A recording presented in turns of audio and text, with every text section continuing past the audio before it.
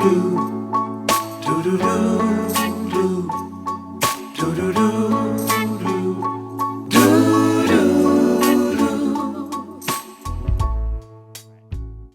everybody. I am Dave Lizotte, your host for Noticeably Invisible, and I am here and I'm feeling very humbled because I'm here with two very important and I would say pioneers in the field of developmental disabilities and, kind of our journey of where we've been and where we're going.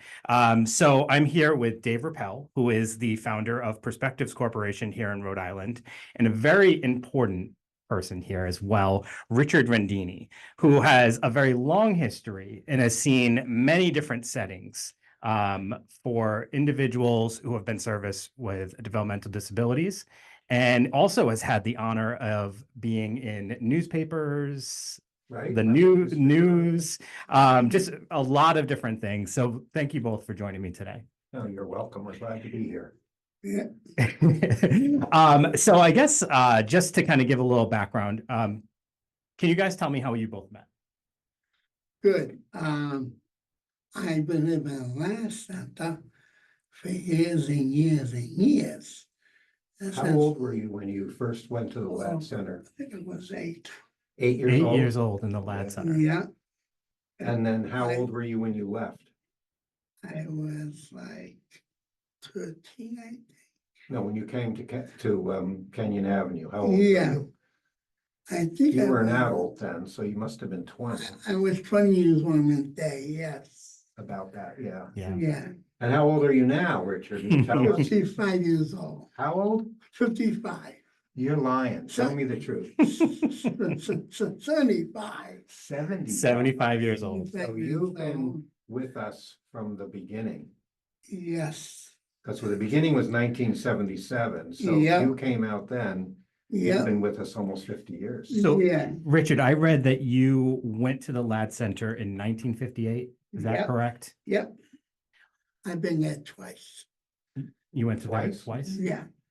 I was in 1960, 1958, and 1966. Why did you go back after you had left? Because my godfather put me there twice. Because what? My godfather. Your Your godfather? godfather put you there twice? Because my mom used to hit me, bit me up. She used to hit me, scratch me, bite me like a dog. So Yeah. she couldn't take care of you. Yeah. And there was a lot of abuse prior. So you yeah. went to the Lad Center because they thought that would help you? I went there first. First it was called Lad School, Lab yeah. school. I went there first. That was Lad. Then they see the name on it. They did, and then I used to cook down there. You cooked at Lad. Yep. You worked in the kitchen. Yep. Oh. The big service building. Yeah. I got those signs, and I have them, still got them, and I Tell people what you mean by the signs. almost call a female dorm, male dorm, Higgins, Ranger. We have the 40 building, and No, but you said something that you have the signs. I took the sign of Lad. You have the They gave sign them of the Lad. sign. They And gave you the those sign of are Lad. The signs I Yeah, have. Yeah. So, Richard, before we go on any further, I wanted to clarify something for people who might not be familiar with what LAD is. And Dave, maybe I can ask you as kind of a historian, what was LAD? What was the intention? What was the, Yeah. why did LAD Let exist? me answer this, okay, Richard? Yeah. Ladd was started around early 1900s by a guy named Joseph Ladd. Mhm. And it was due to the change of Rhode Island from an agricultural world to the Industrial Revolution. And before the 1900s, it was mostly farmland. And if people had a developmentally disabled person, they lived at home and were part of the community.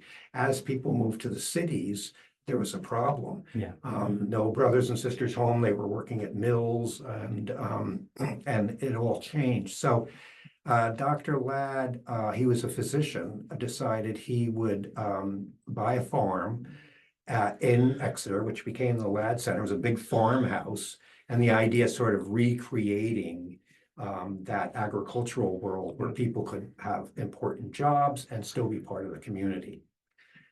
As the 20th century advanced, Ladd Center grew and grew and grew and kind of became a dumping ground. And people like Richard were stuck in there because they didn't have someone to take care of them, or people didn't want to deal with people with disabilities.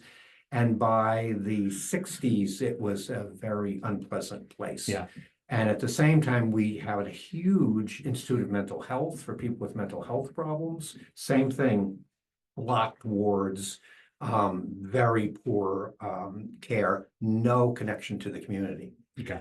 So in the 60s, the parents of a number of children sued the state and said, this is not working. And the judge actually entered into a consent decree with the state that they would close the institution. So that's when Richard came out for the final time and came to Kenyon Avenue was the first place, right? Yeah. Which was one of our first group homes that we had in the 70s. And it didn't close down. What year did Ladd close down? 92? Two. So I think so. Yeah. That the last person moved out. And then, yeah, they actually started tearing down the building so that it could never be used again. Yeah. So Richard, were you one of the first people to leave Yes. Ladd? Yes. And I got bigger and bigger. I got a lot of More people left, you mean? a lot of people left, and then I was living there first. Everybody was coming in. I got 200 people. There was 203. There was like 101. I think it got up to close to 700 people at one time. Yeah, Living But in they Ladd? at Ladd in wards. They had Wow. wards. They I get a big book about it. Yeah. I do. Yeah. One of the staff made for me. I had to show it to you. I should have bought Yeah, it's okay. We can talk about that. Yeah, he's a bit of a historian Yeah. for Ladd. So that. Yeah. Richard, when you were at Ladd, what was it like? It was like a tuition. It was an institution. Yeah. How did they treat you? Not so good. Well, tell us the story. They did bad things to me. I was there. Okay. I was 8 years old. The thermostat coming, they got on top of me. They kind of did that. And a lot of bad things happened to me though.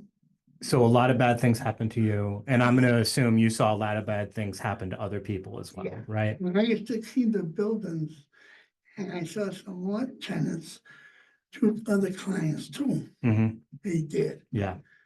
Yeah. So when you left Ladd and you went to the apartment, Yeah. what was that like? Were you scared? Was it, I'm sure it was exciting, but was it scary too because you hadn't done it? It was scary, very scary. Yeah. Very scary what they did to me and my friends. That's right, because you were leaving a lot of friends behind. Yeah. How many people lived at Kenyon Avenue when you moved out? So Was it like 9 or 10? No. 11. 11. 11 people. 10 people. Yeah, so significantly smaller, obviously, than Yeah. Ladd. What did you enjoy that? What was that experience like going to the Well, apartments? we had a canteen and dance down there. We used to have movies, Yeah. canteen and dance on Fridays. No, on Thursdays we used to have a dance, a band. Then we used to have, Salty Brian used to come down there for the birthday parties. everything. Salty Brian and he's a Rhode Island legend.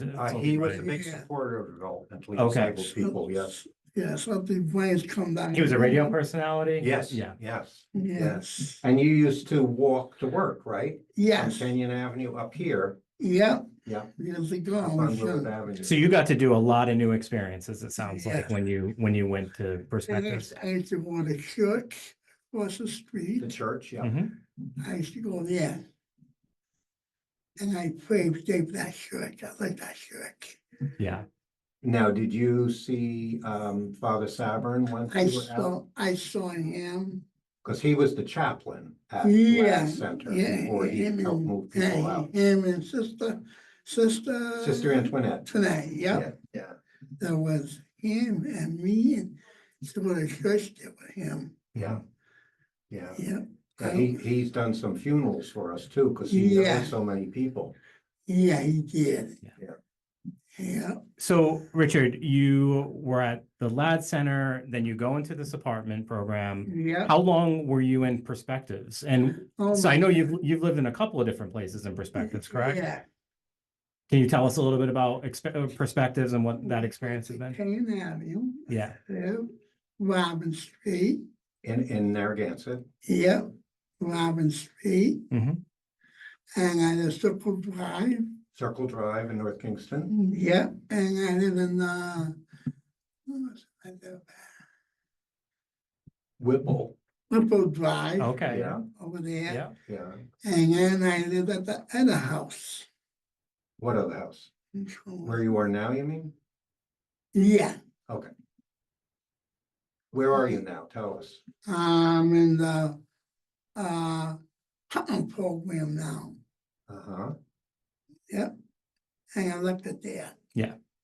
Good. So you do SLA, correct? Yeah. All right. So for people who aren't familiar with what SLA is, it's a shared living arrangement. Yeah. What is that? It's a place you live with one person now. Okay. One more stuff together, whatever you miss. I miss that part. You miss having all the different people around sometimes? Yeah, I miss that. Yeah. But so why is SLA, in your opinion, why do you enjoy it? Why would it be better than? Because we do more things together now. We do Okay. more stuff, more things, go to stores, go shopping now. And we go to see the nuns. Do you go to church? Yeah, I've been back to church now because I had a kidney problem, what it's called. Yeah, so you were sick for a while? But Yeah. you're okay now? Yeah, I'm fine now. Good, good. And she helps me a lot, she does. Yeah. And she took care of me. Mm-hmm. And you're in the community? Yeah. And we have problems, we talk it out. We Good. You talk it out. Talk it out, Yeah. yeah. That's what Oh, that's great. Yeah, right? So it's more personal. It sounds like you get a lot of the necessary attention. Yeah. It's your journey is like extraordinary though, because you went from being in this giant place where Right. there's so many people, nobody's really able to pay attention. Right. Then you go into these apartments and you really Yeah. appreciated that. It sounds like you built like I- a little family in every place you went. Yeah, I got my own room. Yeah. It's red. I got my bathroom. You painted your room red? Yeah, Yeah. you see it too. It's gonna see it though. Yeah. Come on down and see it. Yeah. It's all red. And tell us about friends. Who do you see? Do you have a girlfriend? I got a girlfriend now. I used to have Ricky Rob. I used to have Vicky, yeah. Ricky Rob. I used to have what was her name? You're forgetting your girlfriend's names? My goodness. The old I used to have. The old ones, Yeah. huh? They died. Oh, okay. Some Gee. died. Yeah. But who now? I just have her now. Who? Cheryl? Sure, yeah. Oh, okay. Yeah. And sometimes I call up my friends when we see up, Mm-hmm. and I get a friend, they say, for Sophia. Mhm. Sophia. I got a friend for her. Sophia, I think it's called. Yeah. And I have new friends and old friends. Yeah. Well, not all of them, but some. Yeah. I miss my buddy John Dunlap. Died. Yeah. He He's died passed. Yeah. young. Yeah. Can't believe it. Yeah, I miss him a lot. Yeah, we lost a number of people, Yeah, Yeah. John Bedushi. right? Mhm. We lost Richard London. Right? We lost. I just found one what his name is. I'm trying to know. I can't. What's his name? It's okay. Gene Snyder.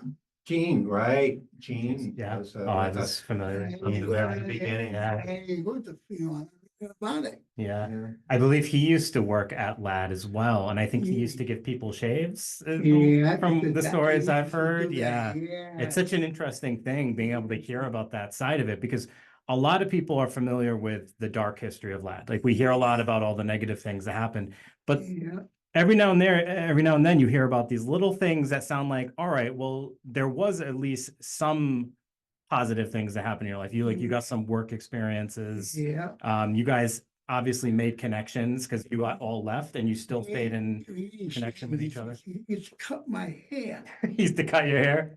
Yeah. And Richard kept in touch with the superintendent who helped close it, George Yep. Gunther. Yeah. Yep, he died too. Okay. I lost him. Yeah. Yeah. But He, he you was a know, friend. He's gonna help me out a lot of my problem lad. Yeah. I went to every day to his office. And you would talk to him about what was Yeah. going on for you. Yeah, So there were some bright spots, even in a place that was obviously not good conditions. There right. was a few bright spots. There were some people there who had the right intentions. Yeah, Yeah. And friends. yeah. Now, Richard, I first became familiar with you years ago when you did walking tours around LAD. I think we had a Yes. vigil for our agency. Yes. To take other clients for a walk. And Right. you would tell people about what each building was for and some of the history of the buildings. Yeah, the building was called. I guess they get the clients on the building to go walk on the grounds over there. Yeah. And I made a farm down the place to make. I think I was down there. We used to have fresh fruit, fresher than fresh over there. Fresher than fresh. Everything was fresh. Yeah. So now when you go, the buildings are gone. They're mostly Yeah, torn down. That must be weird. I got the pictures now. You got the pictures? You have the old pictures? Lots of pictures. Yeah. Yeah, Books full of them. yeah. Why for you, I don't know if you've ever thought about this, but why is it so important for you to have that history? Because I have been remembered sometimes. I like history stuff. As You well. like history stuff. I love history. Yeah. I go to museums. I want to go. And this is a history that you're connected with because of your Yes. experiences, right? Yes. Yeah. So it's important to you. Yeah. And there is no LAD museum, so it's only your memories and the things you've collected that we Right. have. Yes. But man, shit. When the stuff gave me, when the tennis down there gave me the blueprints. The blueprints. You have the I got, blueprints. I got some Wow. of them. I got the female one. For the like girls dorm, yeah. Yeah, that female one was called. Yep. Wow. So you have blueprints, you have the LAD sign. Yeah, like I got a sign a big building they gave me for my birthday. That's what they gave my birthday present. Yeah, That's so interesting. Now, yeah, Dave, I wanted to ask you a little bit. You've obviously seen, the history of LAD, of kind of where this field has gone, philosophies have changed. yeah. Do you think that the direction we're going, like how much further can we go? Like shared living, that's a pretty big step if you think from institutional to now we have people welcoming individuals into their homes and treating them as family and Yes, like, well, I think when people were coming out of LAD Center, the group homes were probably the best thing. But now we have a whole variety of places for people to live. So there's the Yeah. supported living arrangements that Richard's in, there's people who live in an apartment with a friend or by themselves. And And people I- who still live in group homes. So- And I work at the, I used to work at the, last, I used to work at two there. I know. Yep. Yeah. And I used to work, now I live at River's Edge. I used to work there. I used to work over here. We do piecework. We used to do. Piecework, and you Yeah. get paid just a little bit. Sure. Yes. Not very much. No. Nah. no. they ripped us off. What we call that, like workshops would be another word, name Yeah, for those. which are now sort of not Yeah. allowed. Yeah, We use the LaPlante Center here as a community center to Yes. try to connect Yeah, with the they call it community that. and Yeah. not just isolate people Yeah. from the community. But what I was going to say is that the people who are coming to us now were not institutionalized because the institution's been closed for, 25, 30 years almost. I got So different needs and we have less group homes than we did because there's still a place for some people, but we're finding a lot more people can be more independent in the community. yeah. So Dave, tell us a little bit about like your experience, like how you got to see some of the conditions at LAD and what kind of led you to wanting to get involved in. Yeah, well, I did some college placements at the Institute of Mental Health, which was actually much worse than LAD, up on Route 2 in Cranston, and now it's just either torn down or it's office buildings or there's a hospital there. And they were really awful places. And my first connection was with Father Savern, who we mentioned before, and Sister Antoinette. He was at LAD. He was a priest, but he was at LAD as the chaplain. And so he was the first person to take some of the LAD people out, and they moved to Providence up on Cranston Street in an old convent. So it was 18 people, but everybody had their own room because it was, the cells for the nuns originally. And so I started working there as a placement from college and got to know him, and really my first introduction to people with developmental disabilities. Now, from there to today, what do you feel has been like your biggest contribution or the accomplishment you pride yourself the most on? Well, I think that you have to look at all of the people that we're providing services for and see how people now are part of the community and not isolated. Yeah. And that's what I think as an organization that we're proud of, that we're really trying to connect people to the community and not keep people separate. And now you're seeing, that there's movies that are starring people with developmental disabilities. Yeah. There's a lot more connection to the community, and we're not hiding people away. Because when I was a kid, if you had developmental disabilities, you were not in the public schools. Right. Now you are. You're part of your class and your community. Yeah. So things are much improved for people with disabilities, I think, since the 1950s and 60s. Absolutely. And I think Perspectives has been part of making people's lives better. I hope your life is better. Thank you. I love this. I love this. There's a lot. This company. Yeah. Been a long time. You have. I love this company. So one of the things this company does, Perspectives, every year we have something called the Big Bash. Yeah. It's a big agency party in the summer where everybody gets together, anyone who's included in our agency, and you guys, we grill, there's music, a DJ, dancing, all this fun stuff, and a special t-shirt is made for every Big Bash. How many Big Bashes have you been to, Richard? Since 1977. Since 1977, you've been to every one.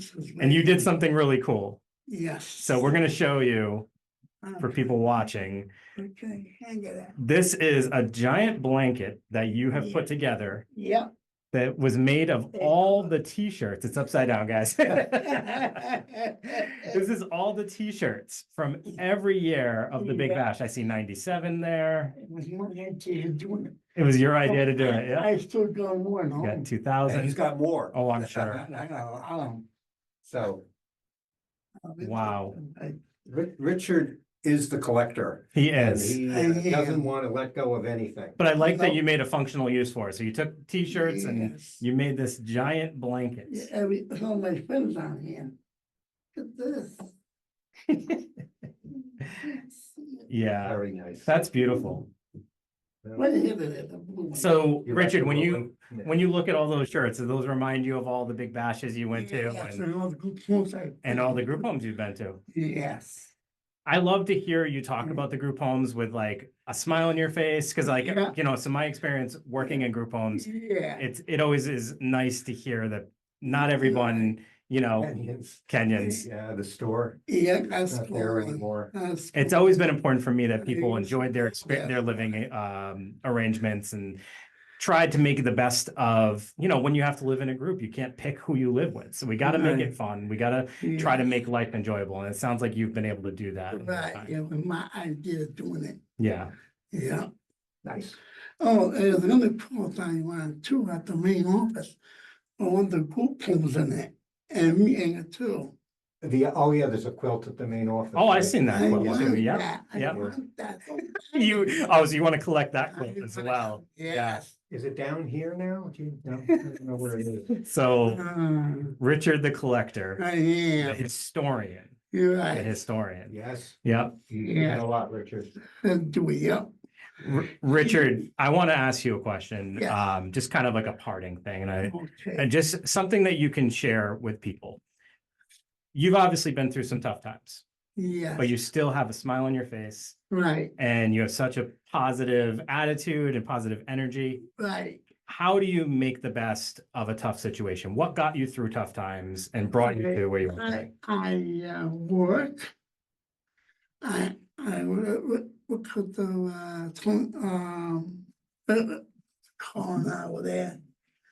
I work in the green now. I work at the URI, Oh, you work at URI? pizza place, making pizza boxes. Oh, right. Kingston right. Pizza? Yeah. You work at, all He right. flips the boxes together. Shout out to Yeah. Kingston Pizza, right? Yeah. There you go. And when Charlestown was one, I work over there. Yeah. But they're gonna, in 3 years, they're gonna break it down, he said. Yeah. He's trying, I told my friend, what's his name? Sam closed the place down. He sold it now. Okay. And Peter retired, and he told somebody he was to tear it down, the whole thing. So it's gonna be a parking lot. I don't know where it's gonna okay. be, I don't know. So Richard, And- from that yeah. answer, I'm gonna make an assumption. I think the thing that has gotten you through some tough times and also is super important to you is connections. Yes. Every situation that you talk about, every positive experience, you mentioned friends, you Yeah. mentioned people that you were able to connect with. And it sounds like that's the most important thing. Yeah. Connections, Yeah, just like the connection you two have too. right. Richard has a lot of connections. I do. I keep in touch with my friends. I Yeah. call them up every day. Some. I call up Mary Munson, chase me out.